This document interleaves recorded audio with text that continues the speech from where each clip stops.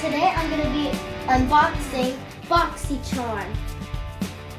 This is actually my mom's, but she let me unbox it for a video since I haven't did a video in a long time. So we're going to start opening it.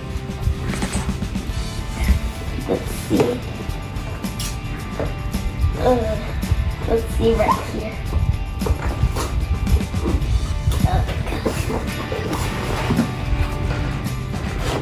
The first thing you can see is the cards. One of them is Boxy Charm. I want to see what's inside. It's just like makeup products and stuff, and on the back is this girl wearing clothes. And the next one is like some lipsticks, and on the back it has a towel. So this is the card. It says Festival Vibes. So that's what month of April is going to be. And then you can see the prices of what it retails for. And we're going to be discussing it as she opens them up, right? Yeah. Okay, so the first one should be the Benefit Cosmetic.